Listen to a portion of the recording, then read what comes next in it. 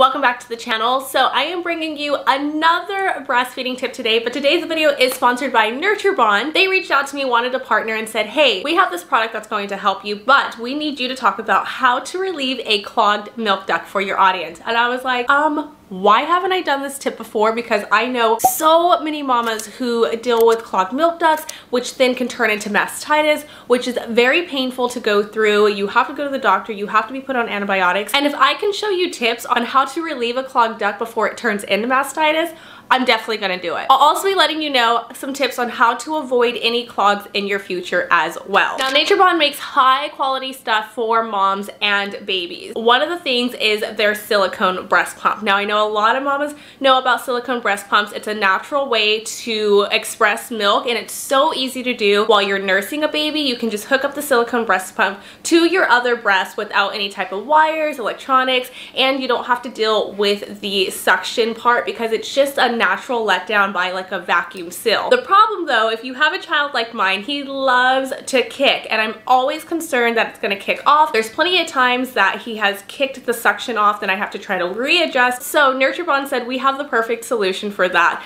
Let's show you how it works. So they have this amazing strap that goes on like a necklace. I know it's kind of weird, guys, but I promise you it is amazing.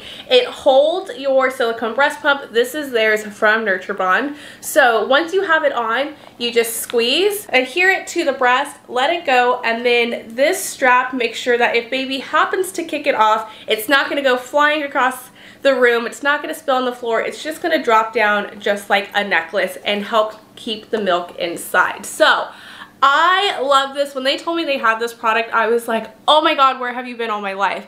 Also, you can use this in the shower, which is really going to help for some of these tips when it comes to unclogging your milk ducts. So let's go with tip number one. All right, so tip number one is to empty the breast. Now, I know when you have a clogged duct, especially with mastitis, it's painful, but you want to make sure you're still feeding baby. What happens is a clogged duct is backed up milk, and if you don't empty your breast, that backed up milk stays in there, but your milk ducts still create milk, so it makes it worse, and then that's when it can lead to mastitis and cause an infection. Now, there's a couple of ways you can do this. One, you can attach baby, make sure they feed completely. If you feel like the baby did not feed completely, you can still feel a lump. You can hook up to a pump right after you feed baby. I find a lot of times that electric pumps, though, because you're already in so much pain, can be too forceful when it comes to expressing the breast. So this is the time you want to hook up to your silicone pump. It's just a more natural way to do it. It's a little more gentle when it comes to expressing the milk. You may want to talk to your doctor though. If it's very painful, they may allow you to do Tylenol or some type of pain reliever.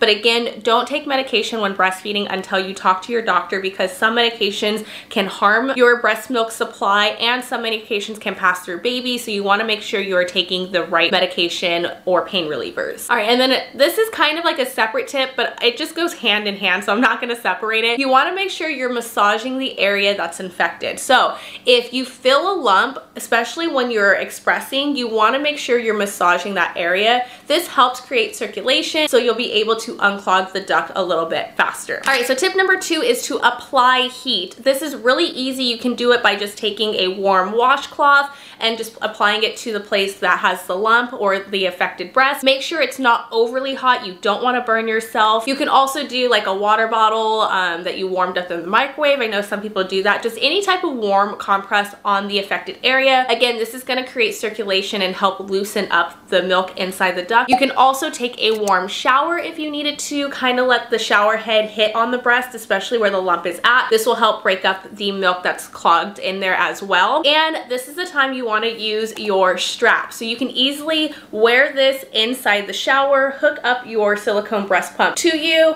put this around so it doesn't fall or anything, and then let the water hit you, and that should help with the circulation and expressing your breast as well. All right, guys, tip number three is going to be a mind-blowing trick. It almost unclogs the duct like immediately. I find very few people have to repeat this process, but you can definitely repeat it. But all you do is you take a tablespoon of Epsom salt, you put it in your silicone breast pump, you put warm water inside, you fill it up because you want the warm water to touch your nipple while you have it attached. You're going to go ahead and attach your silicone breast pump to your breast like normal, like you're expressing, and you just hold it on there for 5 to 10 minutes or until you feel relief. I don't know if you guys have ever had a clogged duct or anything like that. It's really hard to explain, but it's not a pop, but you definitely feel release when the duct unclogs, and this really does help that. A couple of things though when you're doing this is you want to avoid any type of scented Epsom salt, especially lavender, because one, the scent kind of gets trapped into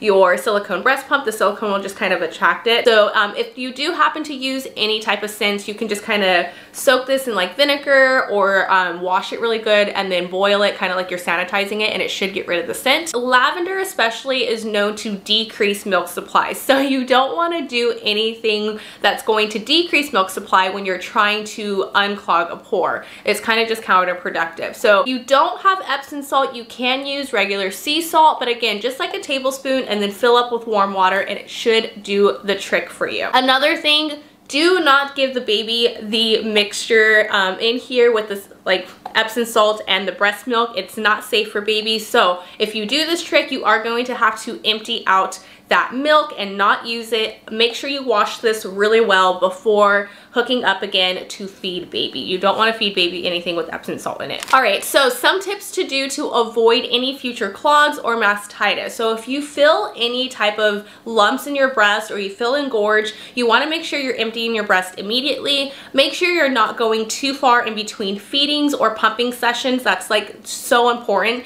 because you want that really good flow of milk, and anytime you go longer than 3 hours, you're gonna notice that you get clogged ducts. If you're trying to wean off, weaning should be gentle. So you shouldn't like stop cold turkey. You want to extend the sessions about 30 minutes apart, or to like decrease the amount of time that you are pumping or nursing baby to slow the process so your body goes through a natural slowing down of creating milk until it eventually stops. If you are pumping, you want to make sure that your phalanges or any type of shields are fitting correctly. An improper fitted phalange can cause too much pressure or too many gaps, and then it can damage like breast tissue and then cause clogged ducts as well. So make sure all of your breast pump parts fit you. That is why the silicone breast is probably one of my favorite, because again, it's a natural way to do things, and because it's not creating a forceful suction, it's less likely to damage any tissues and cause any type of clogging. Again, if you feel like your baby is not completely emptying the breast or you still feel a little bit engorged, it is definitely okay to pump after feeding your baby,